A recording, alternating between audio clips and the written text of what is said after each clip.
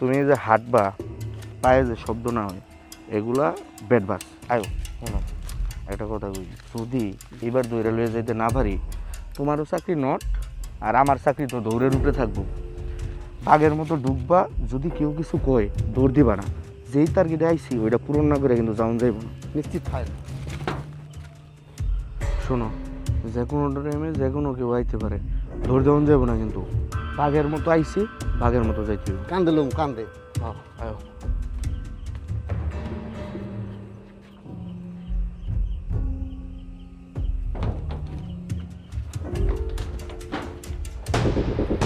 এই ধর কুলসুম রে ধর। দিনের বেলায় পারস নাই, রাইতের বেলায় আইছস। শক্তি গাড়িতে কাপুরুষ কথা কর। সর। দেখ কুলসুম, বেশি বাড়াবাড়ি কিন্তু করতাছস, তোরে কিন্তু একদম মাইরা ফেলামু। আয়, তো কত বড় কই যাস আজকে আমি বটি দিয়ে কাটতে দেখাই মাই। দেখ কুলসুম, মারবি না, তুই কিন্তু খুব বেশি বাড়াবাড়ি করতাছস। জমিদারের কাছে যদি তোর নামে বিচার দেই খুব খারাপ হইব কিন্তু। কি হইব? কি হইব? তোর জমিদারের কাছে বিচার দিবি? দেগা, তোর জমিদার কি করে হেডো আমি যাইতা ছাইরা দিমু। হ্যাঁ, ধরতেছিস না আমারে? আয়, নে পারলে ধরে নে। হায় হায়, এখন আমি কি করি? আজকে যদি আমি কুলসুমরে ধইরা নিয়ে যাইতে না পারি তাহলে তো জমিদার আমার গর্দান নিব। হেই, হেই স্যার। ও ঠিকই সস না? স্যার কইতেছি। ও ঠিক, পুলিশের সাথে শক্তি খাটাও না? এই ধরস লাগে বেটা, ধর। হাই জানো, আয় না, আয় আমার সাথে। স্যার দে। আয়। স্যার কইতেছি। স্যার কইতেছি। আয় কথা বলবি না, আয়। স্যার আমি যাব না। স্যার তে কইছি তো। এই খারাই তোর কারা এই তুই কেডা? এই ছাড় দে। ওই মানে বাইরো বাইরো বাইরো বাইরো বাইরো তুমি ঠিক আছো? হ্যাঁ মারে তোরে কইছিলাম না ওই শয়তান জমিদার চুপ করে বসে থাকবো না। দেখলি তো আজকে যদি সুজন বাবাজি নাই তো তাইলে কি হইতো? আব্বা, ওই জমিদার আমার কোনো ক্ষতি করতে পারবে না। ওরা হয়তো আজকে আমারে ধরে নিতে চাইছিল। তোমার মেয়ে মাইয়া হইতে পারে, কিন্তু সে দুর্বল না। কুসুম, এইভাবে মুখ বুঝা ওর অত্যাচার আর সহ্য করতে পারবো না।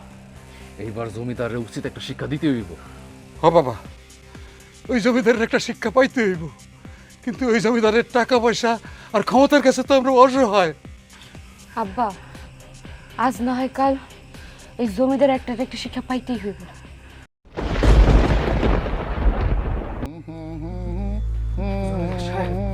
জমিদার সাহেব, কই আবুলের মেয়েকে নিয়ে এসেছিস? অন্দর মহলে নিয়ে আয়। আজ সারা রাত ও বাইজির সঙ্গে নাচবে, আমি দেখবো। আপনার সেই স্বপ্ন আর পূরণ হইব না। আমি ওর মাইয়ার আনতে পারি নাই। জানোয়ারের বাচ্চা, ছোট্ট একটা বাচ্চা মেয়েকে উঠায় আনতে পারিসনি। আরে তুই তো পুরুষ জাতিকে অপমান করেছিস। হুজুর, আপনি আমার কোনো কথাই শুনতেছেন না, আপনি শুধু আমার কাপড় মারেন। আরে তুই একটা কাপুরুষ, একটা ছোট্ট বাচ্চা মেয়েকে তুই তুলে আনতে পারিসনি। আরে তুই তো পুরুষ জাতিকে অপমান করেছিস। আপনি তো বলতেছেন, কিন্তু আমি তো সামনাসামনি মোকাবেলা করছি। ওই মেয়ে তো মেয়ে না, ওই মেয়ে হইতেছে একটা আগুন। কেন আগুন? ওর যেমন বুদ্ধি তেমন তার শক্তি, আমার চৌকুশও তেমন। ও জানি কিভাবে টের পাইছে আমি আমার সাঙ্গুপাঙ্গ নিয়ে ওর ঘরে ঢুকলি। ও ওর হিতানের নিচে এইরকম একটা বডি রেখে দিছে। আমি গিয়ে যে ওরা ধরতে নিছি, ওমা ও দেখি হিতানের নিচ থেকে এরকম বডি বের করছে। তারপরেও আমি হাল ছাড়ি নাই। আমি চাইছিলাম ওরে নিয়ে আসতে পারি নাই। ওর সাথে শক্তিও পারি নাই। আর ও তো একা না, ওর সাথে যে মাতবরের পোলা সুজনও আছে। মাতবরের পোলা সুজন না? ঠিক আছে, আমি কাল সকালেই ওদের একটা ব্যবস্থা করছি। হুজুর, আপনি কি কুলসুমের কোনো বিচার করবেন না? কুলসুম? করব করব, বিচার করব। কুলসুম, তোমাকে তো আমি আমার অন্দর মহলে নর্তকী হিসেবে নাচাবই। তা যদি না পারি তাহলে আমি জমিদার সাহেব চৌধুরী না। হুজুর, আপনার এই তেজগুলো আমার কাছে খুব ভালো লাগে। আমি এখন আসি।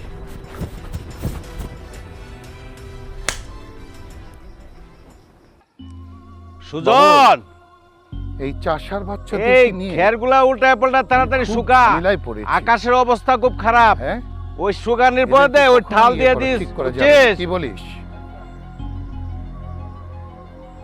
তাহলে আমি আসতেছি। আসসালামু আলাইকুম জমিদার সাহেব।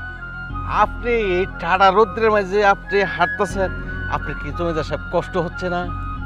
জমিদারকে খাজনা না দিয়ে জমি চাষ করছো, খাজনা না দিয়ে তো জমি চাষ করতে পারবে না। জমিদার সাহেব, আমার বাপ দাদার জমি, আমি চাষাবাদ করব, আপনাকে কাজ না দেবো কেন? তোর বাপদাদার জমি হোক, তারপরেও জমিদারকে খাজনা দিতেই হবে, কারণ আমি এই এলাকার জমিদার। আমার কথা অক্ষরে অক্ষরে পালন করতে হবে।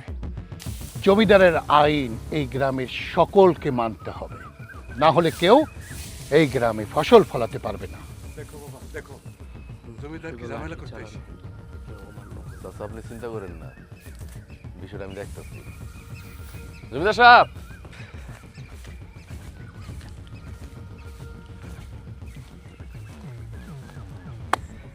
ও তুই তাহলে সুজন? হ জমিদার সাহেব, আমি সুজন। আপনার পাশে যে চামচা দাঁড়া আছে না, ওরা জিজ্ঞেস করেন। ওই গতকাল রাইতে আমার হাতে মাইর খেয়ে গেছে। ও খুব ভালো করে আমার চিনে। খুব যে গরম ভাবে কথা বলছিস। কি করবো জমিদার সাহেব, এই গরমের মধ্যে কাম করতেছি তো, শরীরও গরম, মেজাজটাও গরম। তোর বাপের কাছে 2 লাখ টাকা খাজনা পাই, খাজনা না দিয়ে তো জমি চাষ করা যাবে না। হয় খাজনা দিবি, না হলে ফসলের অর্ধেক আমার বাড়িতে পাঠাই দিবি। তা না হলে তোর ফসলের জমি থাকবে না। সুজন, জমিদার হুজুর কথায় বিশ্বাসী না, কাজে বিশ্বাসী, কাজে প্রমাণ পাবি সব। যদি ঠিক মতো খাজনা না দেস, তাহলে ফসলটা সুন্দর করে জমিদার বাড়িতে দিয়ে আসবি, আর না হলে এই জমি কিভাবে আমরা দখল করি ওইটা দেখে নি। এই চামচার বাচ্চা, তুই চুপ থাক। নিজের জমির ভাগ জমিদারে দিমু কেন? হ্যাঁ, চল ভাগ। সুজন, কাজটা তুই ঠিক করলি না। জমিদারের লেজে পা দিয়েছিস, এর প্রতিফল যে কত ভয়াবহ সেটা তুই হারে হারে টের পাবি। মায়ের বদলে মায়ের হইব, মায়ের।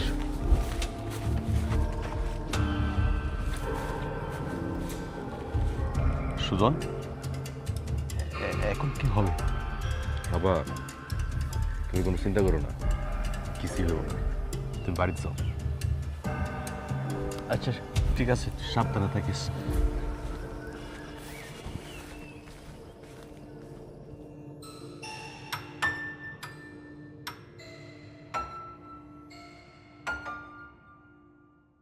মাতবরের বাচ্চা, তোর ছেলের এত বড় সাহস জমিদারকে থ্রেট করে।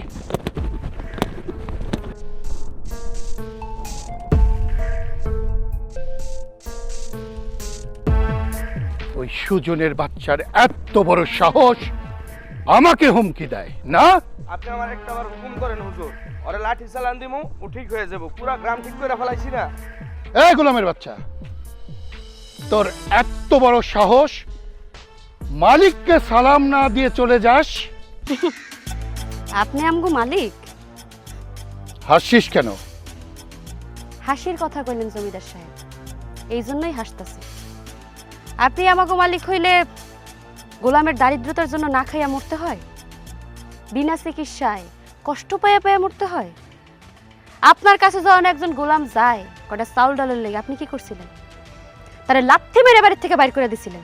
একজন মালিকের ব্যবহার কি গোলামের সাথে তোরা নিষ্ঠুর হয়? খুব তো পটর পটর করছিস। বেশি পটর পটর করলে তার পরিণাম কিন্তু খুবই ভয়াবহ হবে। শোনেন জমিদার সাহেব, আমাগো মালিক একমাত্র আল্লাহ। আপনার মতো নিষ্ঠুর বদমেজাজি জুলুমকারী আমগো কখনো মালিক হইতে পারে না। আপনি নিজেরে মালিক বইলা দাবি কইরা শিরকের মতো অপরাধ করবেন না, আল্লাহ কিন্তু সহ্য করব না। নমরুদ, ফেরাউন, আবু জাহেল এগো মতো মাটিতে মিশা যাইবেন। বাঁচার পথ পাইবেন না। এতটুকু মেয়ে আমাকে এত অপমান করে গেল। হুজুর, আমি আপনার আগেই কইছিলাম যে এই মেয়েটার কথাবার্তা যেন কেমন, ওইটু বিপজ্জনক, ওরে সময় মতো সাইজ করে দিতে হবে। এই এলাকায় দিন দিন আমার আধিপত্য কমে যাচ্ছে, আমাকে আবার ভয়ঙ্কর হতে হবে, না হলে কেউ আমাকে দাম দেবে না। হুজুর, মাথাটা ঠান্ডা করেন। ওই যে কথায় আছে না, ঝাড়ু সিলাই মিষ্টি খায় মোল্লা চিনে না। এই এলাকার জন্য আপনি এত কিছু করতেছেন, এত সুশাসন প্রতিষ্ঠা করলেন এই এলাকায়, আর আপনার মুখে মুখে কথা কয়। আর আমি আপনার আগে বলছিলাম না যে এই মেয়ের আচার আচরণ কথাবার্তা চাল চলন কোনো কিছু ঠিক নেই, পরে সময় মতো সাইজ করে দিতে হইব। চলে মাথা গরম করলে হইব।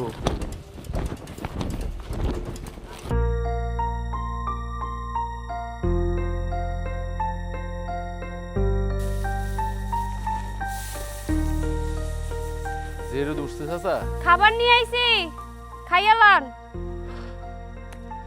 চাচা চলেন, কুসুম আইসা পড়ছে খাবার নিয়ে।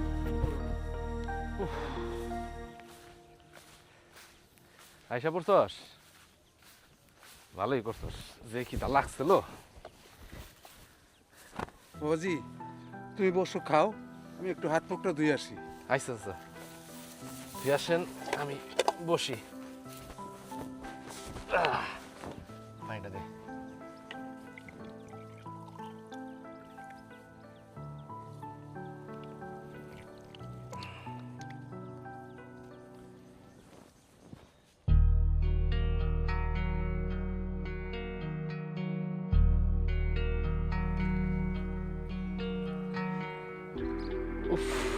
কি হয়েছে?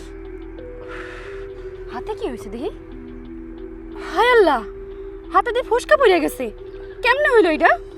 আরে না, তেমন কিছু না, ওই খেতে লাঙল চড়ে গেছিলাম তো, একটু ব্যথা পাইছি। লাঙল টানতে গিয়া হাতে ফসকা ফেলাই লাইছো। আরে কুলসুম, তুমি কান্না করতেছো কেন? আমাগো সংসারের ভার তোমার কাঁধে, আমাগো সংসারের ভার তোমার কাঁধে নিতে গিয়া, টাকা পয়সার যোগান দিতে গিয়া তুমি কি না কষ্ট করতেছো। শেষ পর্যন্ত তোমার লাঙল টানতে হইতেছে। পুরুষ মানুষ আমি, কাজ কাম করে তো খাইতে হইব। তুমি এটা নিয়ে মন খারাপ করো না, দেখবা আস্তে আস্তে সবকিছু ঠিক হয়ে যাবো। কোনো কিছুই ঠিক হইব না। কালকে থেকে আমিও তোমার লগে মাঠে কাম করব। আর কি কইতাছো? তুমি মায়া মানুষ হয়ে খেতে কাম করবা, এটা তো হইব না। কেন হইব না? তুই পোলা মানুষ হয়ে যদি মাঠে কাম করতে পারো, আমি মায়ের মানুষ হয়ে কাম করতে পারবো না কেন? আমিও তো গ্রামে বড় হয়েছি। দেখো, আমি মায়ের মানুষ হইতে পারি, কিন্তু দুর্বল না, মনোবল আমার শক্ত আছে। চাইলে আমি কাম করতে পারবো, এটা পরে দেখা যাবো। আগে খাইয়ে নাও।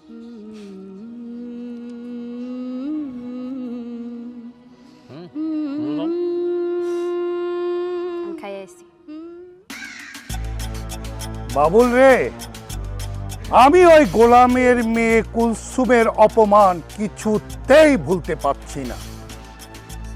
হুজুর, এইবার বুঝছেন কেন ওই বাড়ি থেকে আমি দৌড়ে পালায় আসছি। ওই মেয়ের তো হাতে কোনো কিছু আটকায় না, এইরকম একটা বডি নিয়ে আমার দৌড়ানি দিছে। আর আমি আরেকটা জিনিস চিন্তা করতেছি যে ওরে আল্লাহ কতটুকু সাহস দিছে, একটা মেয়ে মানুষ হইয়া আপনার মুখে মুখে কথা কয়। আজ পর্যন্ত এই এলাকার কেউ পারছে আপনার মুখে মুখে কথা কইতে? আর ওই মাইয়া আপনার মুখে মুখে কথা কইছে। আমার তো মন চাইতাছে এই মাটিটা ফাঁক করে এই মাটির ভিতরে ঢুকে যায়। যত লোক লাগে নিয়ে যাবে, আবুলের বাড়ি ভেঙে চুরে তছনছ করে দিবি। কেউ যদি সামনে এসে দাঁড়ায়, তার হাত পা মাথা ভেঙে গুঁড়ো করে হাড্ডি গুড্ডি ছড়ায় ছিটে তারপর আমার এখানে আসবি। আজকে আমি এক্ষণ এই মুহূর্তে যাইতেছি ওই বাড়িতে, হাতের সামনে যা পামু তা নিয়ে যামু, ওই বাড়ি বাইঙ্গা চুইরা তছনছ করে দিমু। কালো, আমার সাথে চল। হুজুর, যদি আমার কিছু হয়ে যায় আমার দায়িত্বটা কালুরে দিয়ে দিয়ে। আয়।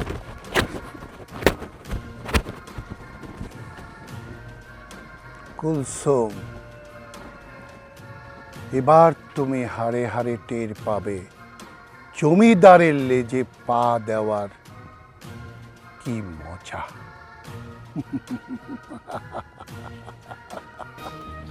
আগে একলাই ছিলাম, এইবার দলবল নিয়ে আসছি। এই!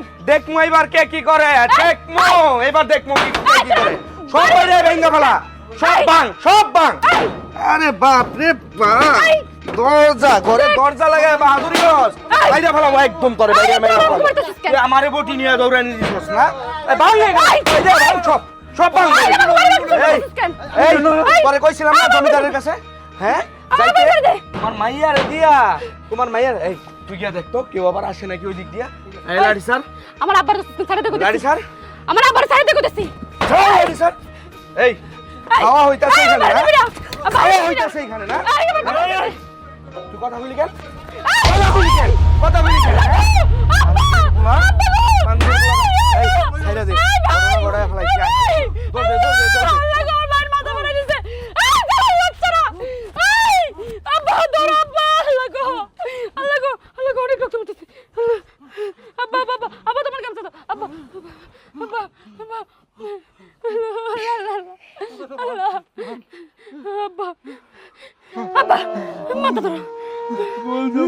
আমার মাথা বাড়ায় লাগছে রে। আমাকে প্রতিবাদ করতে হইব আব্বা। আজকে আমরা যদি প্রতিবাদ করি, আমাকে দেখা দিয়ে গ্রামের হকগুলোকে প্রতিবাদ করব। কথায় আছে না, আল্লাহ ছাড় দেয় কিন্তু ছাইরা দেয় না। আজকে যদি আমাকেও বাড়ি ছাড়া করে, দেখবা আল্লাহ একদিন ওরে বাড়ি ছাড়া করবো। আব্বা, ওর মাথা দিয়ে অনেক রক্ত পড়তেছে, চলো ওরে ডাক্তারের কাছে নিয়ে যাই। হ্যাঁ মা, চল চল ডাক্তারের কাছে নিয়ে যাই। উঠ বাবা, উঠ। ওঠ নে, ওঠ, আস্তে আস্তে ওঠ, আস্তে। চল বাবা।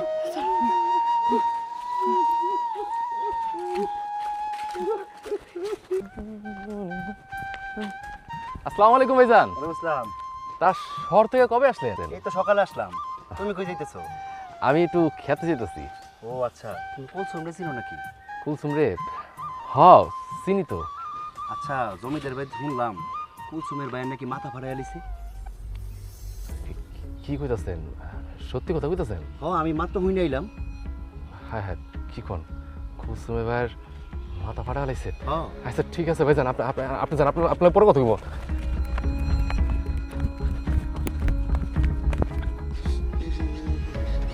ও কুলসুম রে, আমার জীবন শেষ।